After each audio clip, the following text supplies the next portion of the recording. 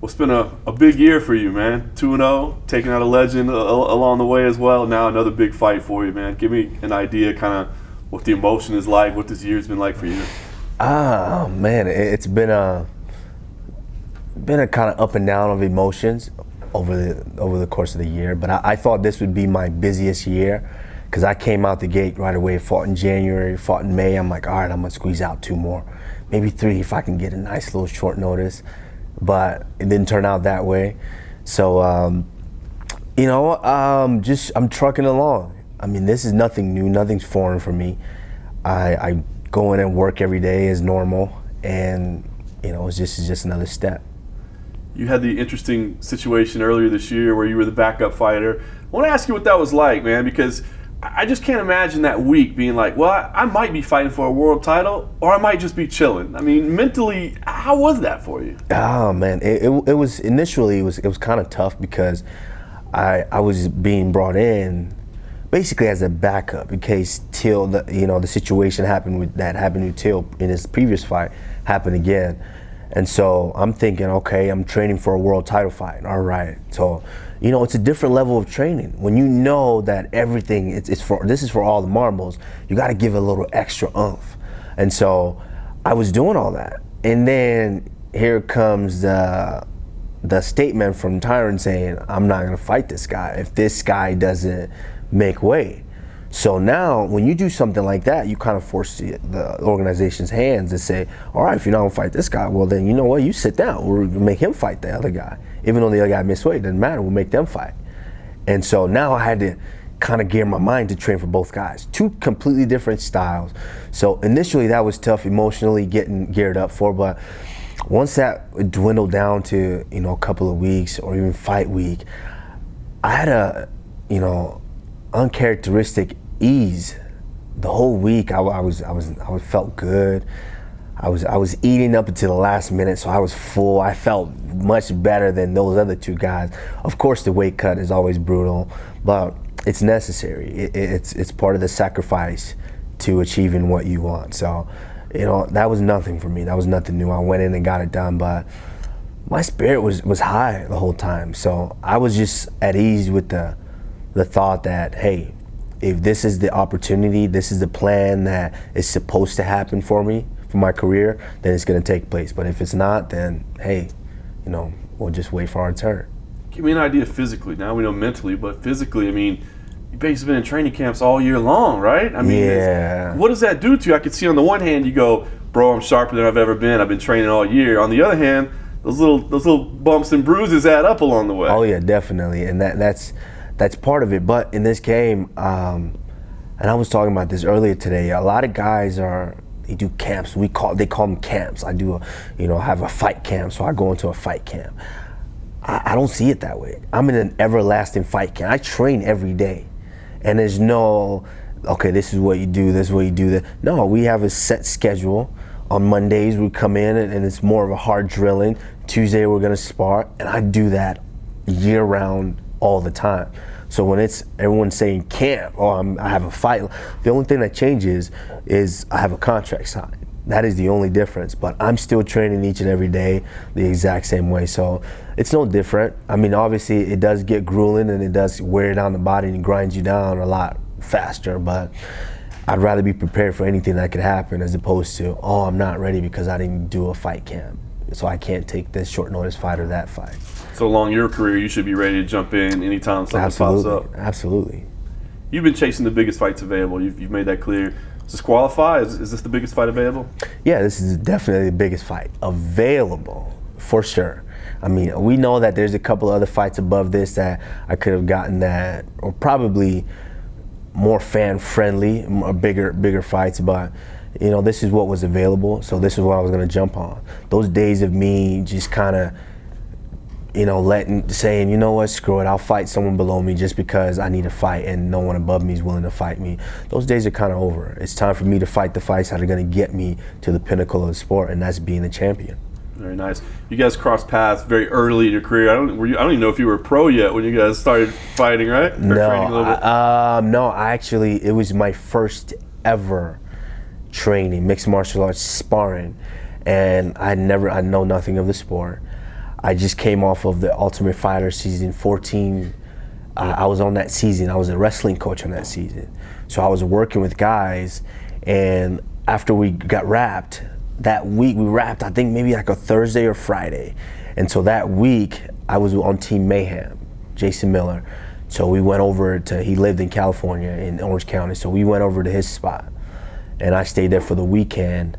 And we went over to train at his gym, which was Rain at the time, where Mark Munoz trained. And it was a sparring day, and RDA was there, Jake Ellenberger, just to mention a few. It was a lot of other guys that were there. And I got a chance to, and they just strapped me up. You got big gloves on, you got headgear on. And of course, I'm like, I'm a wrestler here. What's going on here? I don't know what's going on. And then you got to spar, you know. But even at that moment, I think I left more of an impression on him than he did on me. And he'd been in the UFC already. He got wins in the UFC. But, you know, it was kind of a feeling out process. I know that was 7 or so years ago, a long, long time ago. But, you know, it just goes, you can just tell from a man's spirit. You can tell from their mentality. And I'm not saying we went hard, we tried to hurt each other, we broke each other. It was just a feeling. Even if we drilled or even if we just rolled around, it doesn't matter. I kind of get a feel for your spirit. What do you see in him? I mean, he is a former UFC champion, can't take that away from him, but he's had some mixed results as of late. So when you break him down, what do you see? Very tough guy, very well-rounded fighter. You know, it just comes down to when you get into a fight with somebody, it doesn't matter, when you get into a competition, someone's going to win, someone's going to lose, period. And someone's always going to be a better man at the end of that day. And this is just one of those cases to where he's just going to be outmanned and outgunned. You know, I'm just a bigger, stronger, faster version of what he's faced in the past. And so, you know, I'm not taking anything away from him. He's a tough guy. He's been in the sport for a long time. Champion. He's reached the pinnacle of the sport. But the difference that I see between him and I is, you know, one of the things is he's a welterweight now as opposed to a lightweight. He's a lightweight. If you look at this guy, he's a legit lightweight. He's a lightweight champion.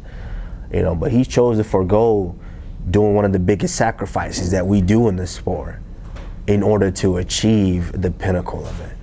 And so when you do that right there kind of gives me a sense, it gives me an idea that, you know, that's no longer your focus. Being at the pinnacle, being the best, that's not really the focus anymore. Now it's about, you know, you're older now, you got a family, now it's about just feeding your family, getting a little bit of money to move on to the next venture. So, but I'm not that, I'm still chasing greatness. And so, you know, he's just gonna cross paths with a guy who's hungrier than he is.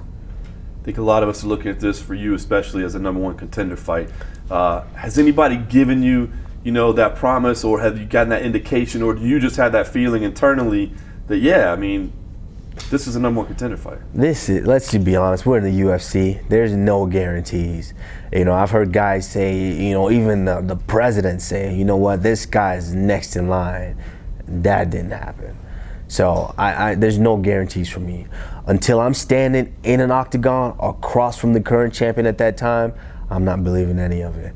My job is to go out there and win in impressive fashion and make the case for myself. But, you know, nothing's guaranteed in this sport, and I know that. I know you can't look past this fight, but it seems like Woodley and Covington is going to happen. Do you have a preference? I mean, is there, you know, Woodley's kind of the reigning dominant champion that says he wants to be the greatest of all time. That could be a great win. Also, beating Colby Covington, it would probably be fun. Yeah, that, you know, preference-wise, it's kind of tough because obviously Woodley's the champion, and, you know, a very talented and skilled guy's defending the belt. He's up there. You know, that's what I want to test myself against as one of the best competitions in the division, if not, you know, one of the, if not the best. And so, yeah, of course, the competitor in me, I want to test myself against him. But obviously, I think the bigger fight that just sells itself is Colby Covington. That's the guy that I need to get my hands on. But on the flip side of that is, in order for me to do that right away, that means Woodley would have to lose his belt, which, you know, it is what it is. At the end of the day, all that is aside. All I want is to do my job here and then get whoever has that title in front. If it's Colby Covington, even more fun, even better for me. You know, I'm gonna enjoy actually getting to fist to face on that guy, because we're kind of in the era now to where it's all trash talk and trying to formulate what's not there. It's like everyone kind of has to act now because they want to see the entertainment aspect of it. But when you have a legitimate guy to where this is not fake, we're not making it up, it's real. If we're in a room, it doesn't matter if I can feel that guy's in the room. I'm uneasy already. So, I think that would be more fun to fight that guy. But obviously, as far as being a competitor, testing myself, I wouldn't mind fighting Woodley as well. Obviously, that's out of your hands. What you got to do is take care of Friday night. Give me an idea, man. Going in there Friday night, is just going in there and winning enough? I mean, is doing what you got to do to get a win enough? Or do you feel like this is that moment in the spotlight where you got to make a statement so that there is no doubt, there are no other names that matter, and you are the clear one? I feel like I've won every way that I can. When I said I want to come out here and I want to just basically put a guy out, I went out there and I basically did that. When I said I want to go out and submit a guy, I have done that. When I say I want to dominate a guy, I have done that from start to finish. So I'm gonna let the fight breathe a little bit, see where it goes. But hey, I'm coming for the finish. That's all I'm gonna say is I'm gunning for that finish. So if it happens early, even better. If it happens even later, then I'll take it later and then I'll get that finish. But what I'm aiming for is that finish ultimately.